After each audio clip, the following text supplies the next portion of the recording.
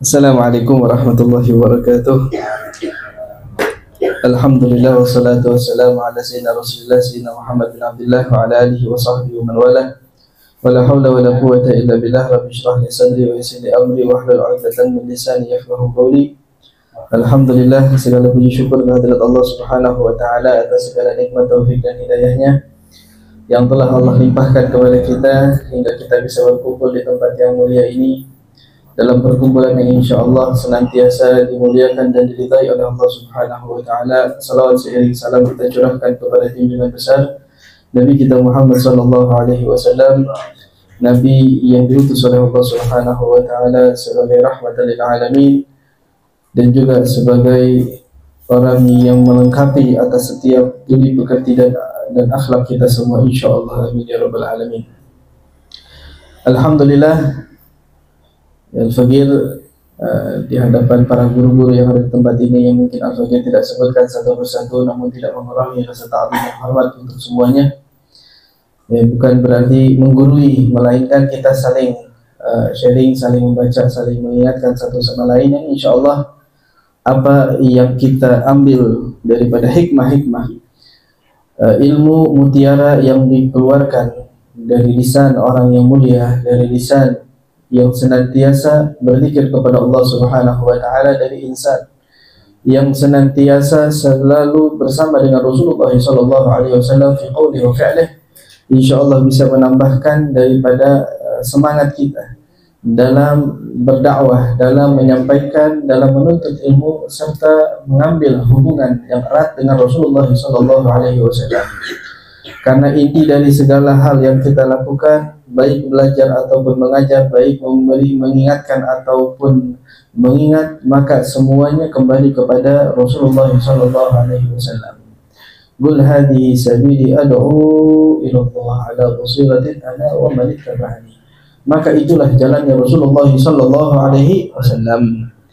Maka insyaallah ini baru memulai daripada kitab Maqasid Halakat Ta'lim wa Wasailuha, di mana kitab ini karangan daripada Ad-Da'i ilallah Al-Habib Umar bin Muhammad bin Salim bin Hafid, di mana saat itu dikumpulkan atau dikarang daripada ini kitab saat daurah, ya, saat daurah di Darul Mustafa, maka dirangkumlah oleh Sayyidil Haimar mengenai Maqasid Halakat At-Ta'lim wa Wasailuha, yang terkandung di dalamnya bagaimana kita dalam mempelajari dan mengajari, baik secara individual ataupun secara dakwah secara umum, dan berbagai macam wasilah.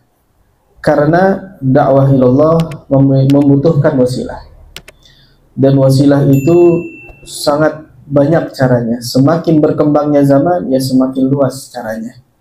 Ya, adapun wasilah terutamanya adalah at-tabligh, seperti halnya ya Rasulullah sallallahu alaihi wasallam diutus oleh Allah Subhanahu wa taala dengan sifat at-tabligh, menyampaikan. Akan tetapi penyampaian ini perlu yang namanya wasilah. Ya, adanya wasilah-wasilah dalam menyampaikan tabligh tersebut.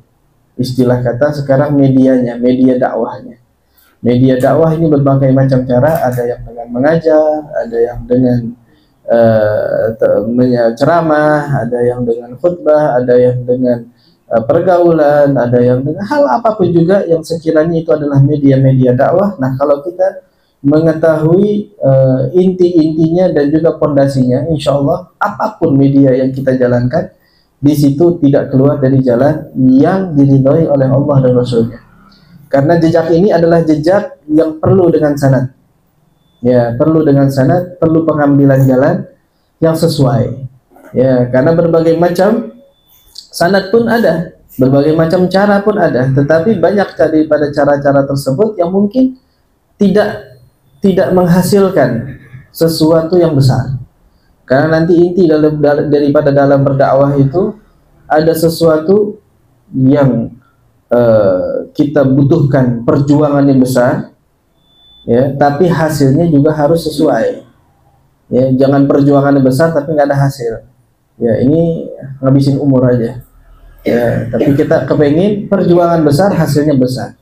Ya, insya Allah di dalam kitab ini bisa memberikan manfaat untuk kita semuanya. Maka dikatakan ini adalah kalimat yang dibawakan oleh Sayyidina Umar mengenai pengarangan daripada kitab ini. Ya, kitab ini dikumpulkan, dirangkum oleh beliau dengan tujuan seperti yang jelaskan tadi, ya, bahwa untuk memberikan gawaid, ya, mengkokohkan daripada asas-asas ataupun kaidah-kaidah dalam berdakwah, ya, dalam berdakwah di jalan Allah Subhanahu wa taala, baik yang di masjid ataupun di rumahnya ataupun di nubatnya ataupun di madrasah, apapun tempatnya di mana dia menjadikan wasilah untuk dakwah ilallah, maka perlunya adanya kaidah-kaidah tersebut. Maka banyaknya hal-hal yang menjadi pertanyaan bagi mereka dan menjadi perbincangan di antara para dai, para muallim, menginginkan adanya sebuah struktur dalam berdakwah. Ya, bukan berarti sebelum ini tanpa struktur, ada. Semuanya sudah berdakwah dengan struktur pastinya. Ya, semua ulama-ulama kita terdahulu, baik itu dari wali songonya, baik itu dari a'immah yang berikutnya, yang selanjutnya, terus generasi demi generasi, masing-masing dengan strukturnya, masing-masing dengan caranya, dan semuanya kembali ke jalan yang insya Allah sesuai dengan jalan sunnah, sesuai dengan jalannya Nabi Muhammad SAW. Hanya saja semakin, ya, jauh zaman tersebut, semakin pudar, ya, karena banyaknya, ya, bisikan-bisikan dan juga arahan-arahan yang tidak mendasar, ya, tidak mendasar. Apalagi makin kesini zaman, ya, banyak orang yang hanya mengambil ilmu-ilmu tersebut dinukil baik dari internet, baik dari percakapan-percakapan yang mungkin tidak jelas sumbernya. Ya, maka tanpa adanya wasilah-wasilah ini ataupun batasan-batasannya, maka sangat ditakutkan. Sangat ditakutkan jalan yang ditempuh itu menjadi jalan yang tidak sesuai dengan ridhonya Allah Subhanahu wa taala dan jalannya Rasulullah sallallahu alaihi wasallam. Ya, tujuannya adalah untuk mengangkat agama ini dengan tujuan yang sama, dengan jalan yang sesuai, dengan ridha Allah Subhanahu wa taala dan khidmah di dalamnya. Karena kita semua adalah khadim. Khadim li dinillah, khadim li Nabi Muhammad sallallahu alaihi wasallam. Ya, sungguh kenikmatan yang paling besar adalah menjadi khadimnya Rasulullah sallallahu alaihi wasallam. Nah, lalu dikatakan oleh beliau, oleh Sayyidina Umar, maka saat dikumpulkan daripada hal ini atau kitab ini yang dirangkum saat adanya daurah saifiyah, daurah musim panas di tahun 1995 Masehi. 95 itu awal daurah berarti. Awal daurah. Ya, awal daurah itu, ya, untuk di sana di Rubat Syahr. Ya, bukan di Tarim dibuatnya tapi di Rubat Syahr saat itu.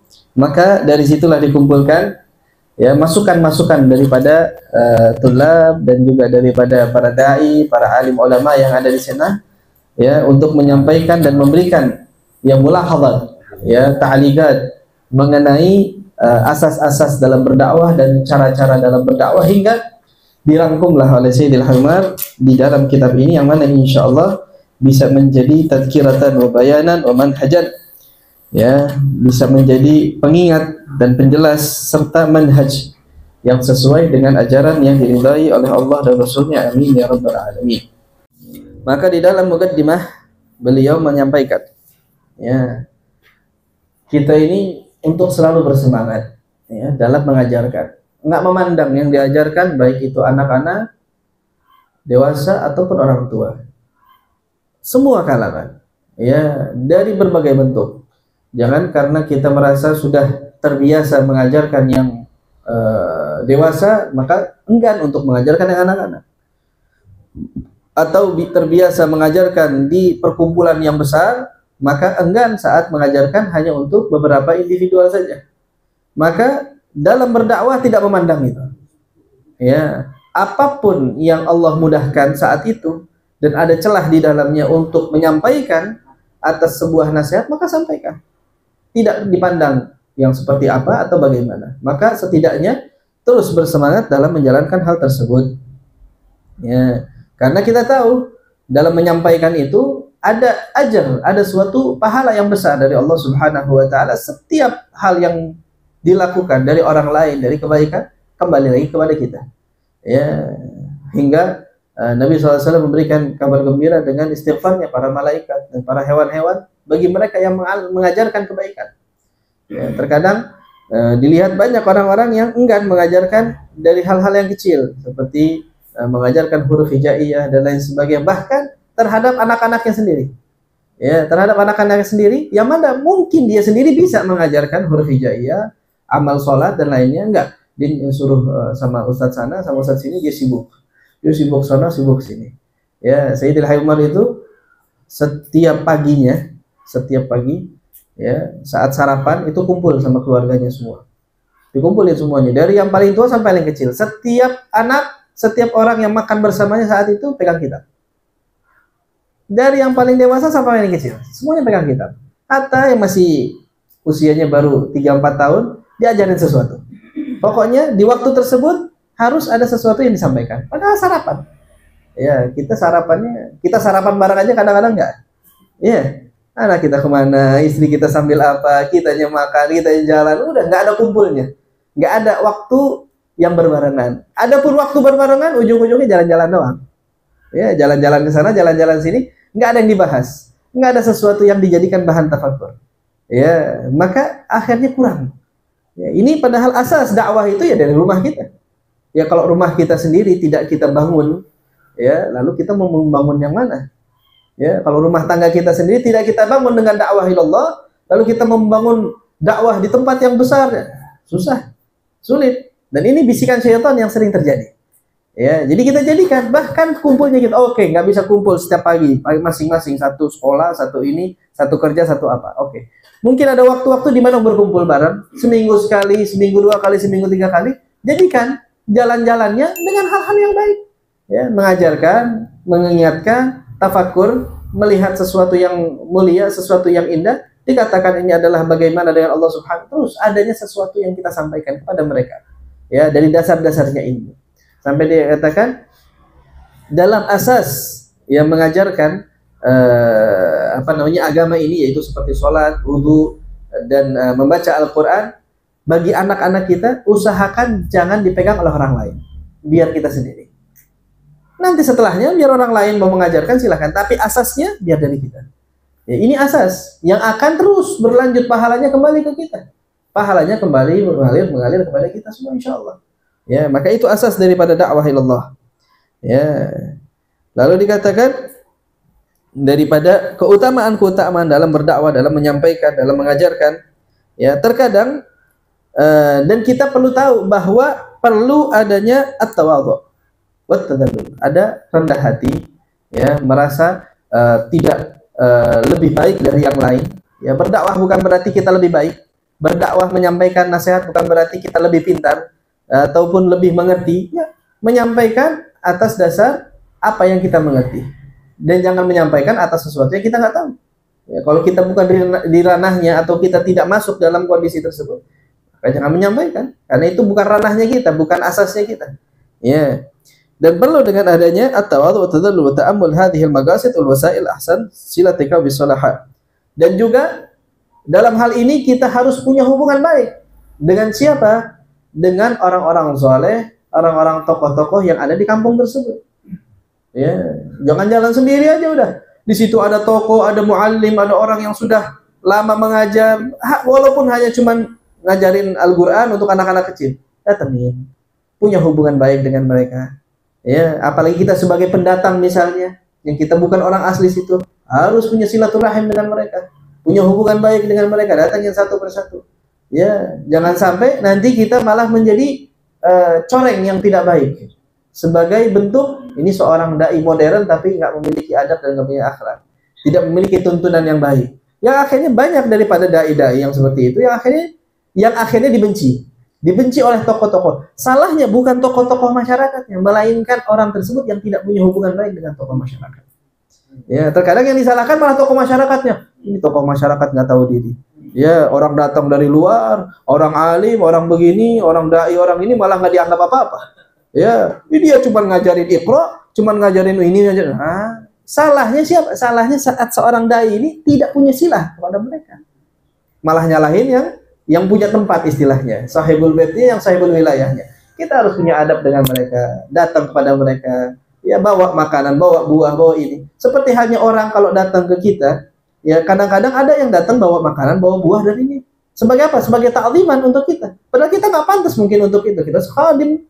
Kita hanya seorang khadim di dakwatin Nabi sallallahu alaihi wasallam, tapi orang melihat kita mulia karena apa? Karena Rasulullah sallallahu alaihi wasallam.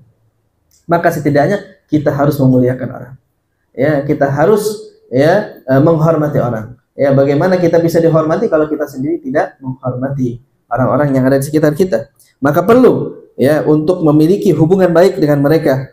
Ya, para tokohnya, para pembesar-pembesaran yang dihormati, yang dimuliakan yang ada di tempat tersebut. Ya, dan secara umumnya orang-orang sekitar.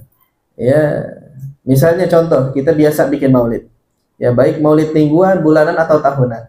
Ya, pasti kita punya tetangga dan lain sebagainya. Sering dari acara-acara kita, jujur aja, kadang-kadang sampai agak malam. Ya, sampai jam 11, kadang sampai jam 12. Ya. Enggak semuanya dalam keadaan cukup dalam istirahat. Enggak semuanya dalam keadaan suka dengan acara-acara seperti itu. Sebelum kita buat itu semua, sebelum kita bikin acara yang lama, yang panjang, setidaknya ya kita harus punya bukan izin, melainkan memberikan informasi ke tetangga-tetangga kita. Ya, baik dengan surat, baik dengan silaturahim, baik bilang sama mereka. Ya, apalagi sampai nutup jalan, sampai apa. Ya, jangan sampai akhirnya ntar orang mencela. Ini gara-gara maulid nih macet, gara-gara maulid nih berisik, gara-gara maulid anak saya nggak bisa tidur, maulid yang diomelin, yang disalahin, acaranya yang disalahin. Padahal kita penyebabnya yang mana kita kurang adanya hubungan baik dengan mereka. Maka ini asas. Ya, kita memulai sesuatu, jangan harus bisa kuat dalam hal tersebut. Ya, pernah terjadi dulu di Darul Mustafa begitu. Ya, dulu itu speaker luar tawanya banyak. Ya, di Darul Mustafa. Ya, azkar apa itu dibaca, speaker luar nyala semua. Suatu saat ya, yang namanya tetangga udah bertahun-tahun bersebelahan, mungkin kondisinya saat itu kurang sehat, kurang istirahat. Ya, orang udah kurang sehat, kurang istirahat, ya biasanya ya emosinya cepat naik. Ya, apalagi mungkin ini orang tuanya yang sakit atau apa, emosi naik. Tengah malam, adzan sebelum fajar, sebelum subuh. Ya, itu pakai speaker luar, terus ada tarhim, ada azkar yang suaranya agak sedikit keluar sampai ke tetangga-tetangga itu terdengar. Tetangga datang ke Darul Mustafa. Ya, datang dengan cara yang kasar ya, bukan datang dengan cara yang baik. Datang dengan yang cara yang kasar, ya, memaki-maki dan mewanti-wanti. Ya, dan meminta untuk dimatikan speakernya. Ini di Tarim ini, bukan lagi di sini yang anti speaker atau apa, bukan. Ini Tarim terjadi. Ya, terjadi seperti itu. Subhanallah. Ya, kalau kita mungkin kita geruduk rumahnya. Ini orang mau ngapain begitu? Ya, nggak ada ta'zimnya sama syiar Allah. Kita bakal bilang begitu, tapi enggak. Pagi itu juga, Haiman langsung kasih instruksi. Semua speaker yang mengarah keluar, cabut, matiin. Nggak ada lagi suara keluar kecuali adzan. Adzan baru suaranya keras. Selain itu cukup di dalam aja.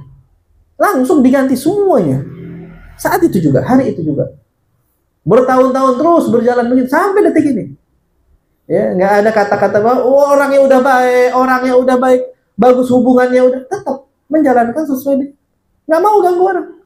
Ya, begitu. Jadi jangan egois dalam hal seperti itu. Jangan juga merasa udah paling benar. Jangan merasa udah paling hebat. Nggak bisa. Ya, dari dalam berdakwah perlu banyak yang wasilah-wasilah yang perlu kita jaga. Ya, hubungan-hubungan yang perlu kita jaga di dalamnya. Lalu dan dikatakan juga, kata Imam Al-Ghazali dikutip oleh Sayyidil Haymar di sini, ya, anna kullu qa'idin fi baitihi, ya, aina makana falaysa khalian fi hadhihi zaman an munkarin. Ya, mau duduk dimanapun di zaman tersebut pasti adanya kemungkaran, nggak mungkin nggak ada. Ya, perlu untuk kita ketahui itu. Ya, amar ma'ruf nahi munkar, maka perlu kita jaga itu semua. Ya, maka perlu bagi kita irsyadun nas wa ta'limihim. wa hamlihim 'alal ma'rufi fa aktsarun nas jahilun bisyariah. Banyaknya orang sekarang ini yang tidak mengenal dan mengerti akan syariat agama ini. Baik dari perkara-perkara yang paling kecil, salat, wudu. Ya, berapa banyak orang nggak tahu wudu itu harusnya kayak apa. Ya, kebanyakan karena mereka mengenal wudu, mengenal salat taglidan, ikut-ikut aja. Orang wudu begitu ya udah. Ya, orang salat begitu ya udah. Tapi apa syaratnya? Bagaimana? Kenapa wudunya seperti itu? Apa yang harus dikerjakan? Kalau begini gimana? Kalau begini gimana? Nggak tahu. Itu kebanyakan. Ya, kata Imam Al-Ghazali, kalau di kota-kota besarnya saja banyak yang sudah tidak paham akan hal ini, apalagi di perkampungan-perkampungannya. Ya, jadi mengajarkan itu dengan cara yang betul-betul ya menyangkup semuanya sebisa kita, semampunya kita. Ya, dan jangan sekedar cuma bisa menyampaikan sesuatu, ya, apalagi zaman sekarang ya, ngikutin berita doang. Ya kan, penyampaian yang ngikutin berita, akhirnya kayak reporter. Ya, dai jadi reporter juga. Ya, ya punya dua kerjaan akhirnya. Ya, seorang dai jadi reporter. Enggak, kita kepengen begitu dah. Ya, banyak hal-hal yang lebih penting, yang lebih perlu mereka pahami. Mereka boleh bawa cerita-cerita hal-hal yang terjadi, tapi hal-hal yang penting seperti alim mereka terhadap salat, terhadap wudu dan lain sebagainya, itu sangat perlu dijalankan. Adanya daurah-daurah kecil di musholla di hari-hari libur mereka, yaitu dibuat tuh daurah-daurah kecil di musholla, di ini. Ya, daurah untuk anak-anak muda, untuk anak-anak yang sudah dewasa, untuk yang orang tuanya. Ya, terkadang bikin daurah bikin apa? Buat anak-anak yang orang tuanya. Ya udah. Biarin aja, tinggal doanya dari anaknya aja bagaimana. Ya, ya ini perlu aja ya pendekatan terhadap hal tersebut. Ya, kalau yang ngumpul semuanya orang tua, insya Allah nggak ada minder. Tapi kalau digabungin, nah yang orang tua biasanya pada minder. Mau nanya nggak enak, mau datang nggak enak, mau ini nggak enak. Makanya bikinlah khusus. Daurah khusus orang tua. Umur 40-50 tahun ke atas. Ya, biasanya ngumpul tuh enak tuh. Sama-sama tuanya. Ya, sama-sama bertanyanya tuh sama-sama masalahnya. Ya, tapi kalau nggak daurah umum. Ada yang anak-anak baru 10-15 tahun, yang satu 40-50 tahun. Iya, yang 50-40 tahun malas. Nggak enak ngerasa, masa disamain sama yang kecil-kecil, kan begitu. Jadi perlu tuh struktur hal-hal semacam ini. Ya, diterapkan di tempat kita agar semuanya bisa tersampaikan akan dakwah ilallah dan juga ajaran-ajaran Rasulullah sallallahu alaihi wasallam. Ya, lalu dikutip juga daripada kalam Abdullah bin Alwi Al-Haddad. Ya, banyak orang yang berkata dalam menyampaikan itu, ntar dulu dah. Saya belum pantas, saya belum ngamalin, saya belum ini, saya belum itu. Ya, memang orang yang orang itu punya kewajiban belajar. Ya, kalau sudah punya ilmu, maka dia punya dua kewajiban. Kewajiban pertama mengamalkan, kewajiban kedua menyampaikan. Jangan meninggalkan keduanya, kata Abdullah bin Al-Haddad. Kadang orang gitu, mikir anak belum ngamalin, anak nggak mau nyampein. Akhirnya lah amal wala nyampein, dipendam doang ilmunya buat dia. Ya, nggak manfaat buat dia wala manfaat buat orang lain. Ya, kalau dia mengatakan iya kan orang yang menyampaikan nggak mengamalkan, wah, yu'adzabun min qabli ubadin watan, katanya nanti dia akan disiksa sebelum para penyembah berhala. Udah tahu itu. Ya, udah tahu begitu. Ini nggak tetap aja nggak mau menyampaikan. Hal tersebut yang perlu kita tanamkan. Kita belajar, niatkan kita mau amalin semuanya. Walaupun dalam mengamalkan kan pasti perlu tahapan-tahapan. Kita nggak yang bisa langsung mengamalkan semuanya. Dan niatkan untuk menyampaikan. Siapapun yang butuh harus kita sampaikan. Jangan nutupin ilmu. Ya, jangan nutupin ilmu. Ini kewajiban kita menyampaikan kepada mereka yang nggak tahu, yang belum mengerti. Sedikit apapun yang kita miliki wajib kita sampaikan. Ya, jangan sampai kita malah mengatakan tadi. Ya, akhirnya kata Abdul Haddad, orang tersebut mendapatkan ya kesalahan dua, enggak ngamalin, enggak menyampaikan. Setidaknya sampaikan dulu. Orang yang menyampaikan biasanya tergerak dengan sendirinya, malu kalau enggak ngamalin. Masa iya nyampein enggak ngamalin? Kan malu sendiri dia. Apalagi zaman sekarang, ya terekspos di mana-mana, terlihat di mana-mana, media di mana-mana. Ya, dia ngomongnya apa terus ngamalinnya apa? Malu dia. Otomatis dia ketekan sendiri tuh. Akhirnya dia otomatis tuh. Ya, walaupun perlu dengan ikhlas, perlu dengan ini, tapi setidaknya dengan menyampaikan otomatis dia sendiri akan mengamalkan daripada apa yang dia sampaikan. Jangan meninggalkan itu semua. Karena itu bukan tawadhu. Ya, karena itu bukan tawadhu, ya, ataupun mengatakan oh enggak, menyampaikan itu hanya untuk orang-orang tertentu, yang alim, yang sudah punya murid, yang punya enggak. Yang alim dengan tugasnya, yang punya murid banyak dengan tugasnya, yang baru mengerti dengan tugasnya, masing-masing dengan tugasnya. Ya, yang kita punya sampaikan, yang kita miliki berikan, yang kita kurang isi. Jangan bertahan, jangan berhenti, terus isi. Sayyidina Ahmad bin Hanbal berkata, al-mihbara ilal maghbarah, terus sampai mati saya bawa alat tulis. Maksudnya apa? Belajar nggak ada hentinya. Ya, nggak ada waktu untuk berhenti dalam belajar. Ya, walaupun mungkin cara belajarnya beda. Ada yang cara belajarnya dengan pesantren, ada yang cara belajar dengan ini, ada yang cara belajarnya dengan, alhamdulillah, wasilah banyak.